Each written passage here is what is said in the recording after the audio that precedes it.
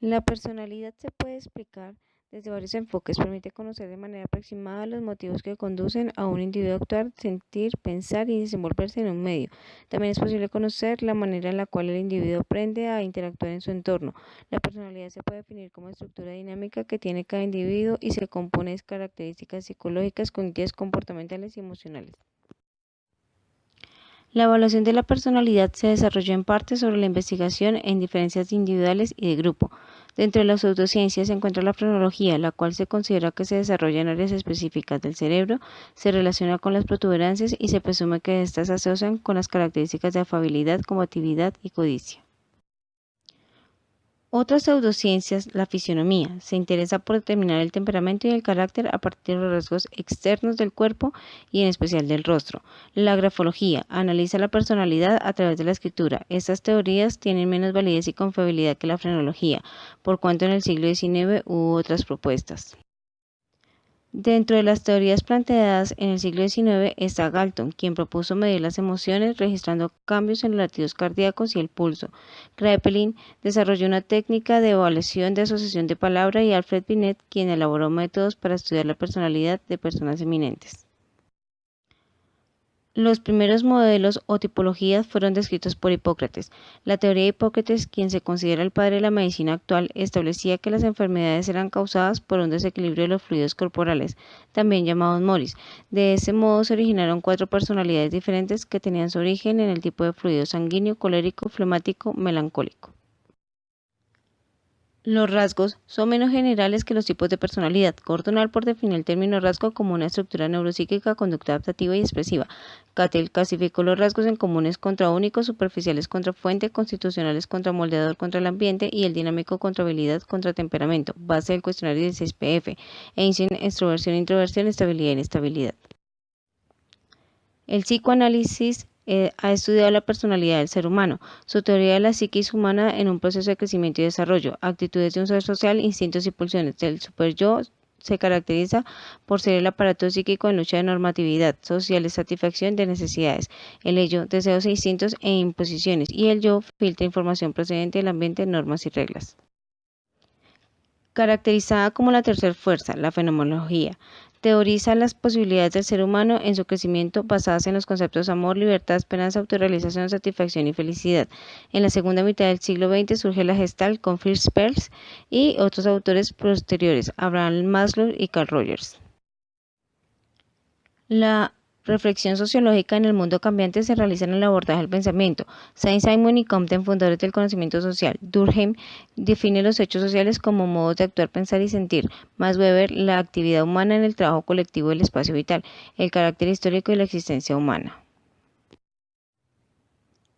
Rotter, distinguiendo reforzamientos y cogniciones, reforzamiento, movimientos hacia o lejos de una meta, y las cogniciones son estados internos como expectativas y el valor del reforzamiento.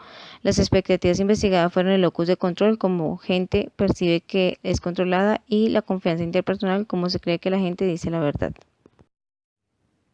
Bandura desarrolló técnicas enfocadas a la modificación de la conducta inadaptada. Aseguró que el ser humano no es autómata, push button. Las personas influyen y son influenciadas por el ambiente. El aprendizaje se da por observación, imitación y modelado. Agresión, temor, conductas de tipo sexual y otras reacciones emocionales se dan por este tipo de aprendizaje, pero considera que las personas regulan la conducta al reconocer las consecuencias. Muchos instrumentos de evaluación de personalidad son de bases empíricas. Un claro ejemplo es el Inventario Multifacético de Personalidad de Minnesota, MMPI, el cual se dio en contraste de grupo de personas sin alteraciones mentales y pacientes psiquiátricos. Los reactivos de este fueron validados contra los criterios específicos de diagnósticos psiquiátricos.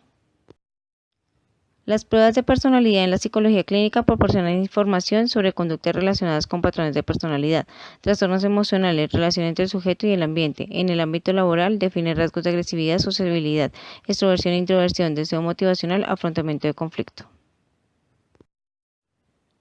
Dentro de las pruebas de personalidad encontramos EDO, escala de desgaste ocupacional, IDARE, inventario de ansiedad de rasgo, FIGS, prueba de frases incompletas, IRT, inventario de rasgos temperamentales, EMA, escala multidimensional de asertividad, MMPI-2, inventario multifacético de personalidad en Minnesota, 16PF, cuestionario de factores de personalidad.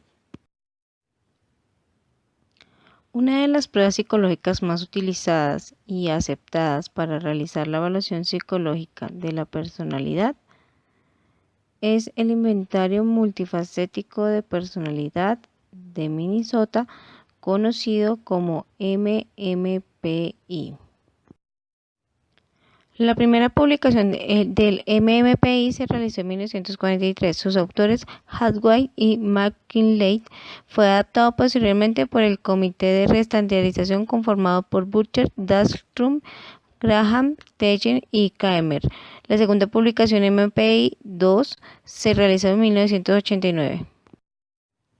El MMPI está diseñado con altos estándares de validez y confiabilidad. Es una herramienta muy utilizada en la psicología clínica y jurídica, ya que permite elaborar un perfil psicológico del evaluado. Se ha traducido a varios idiomas y se han adaptado a los diferentes contextos, ya que desde un comienzo algunos de estos reactivos habían sido creados específicamente para la comunidad Minnesota.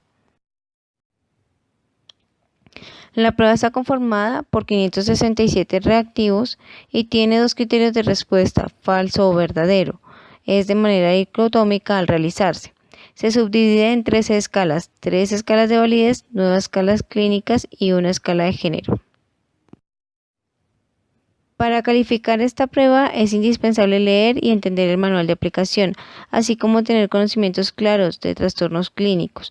Para graficar los resultados, se debe tomar los resultados de cada escala teniendo en cuenta el factor K. Después de puntear y graficar el test, el psicólogo escribe el informe en donde interpreta los resultados, teniendo en cuenta el contexto de la historia clínica de la persona y las actuales preocupaciones psicológicas. Por esta razón, es recomendable apoyar la prueba con una entrevista inicial.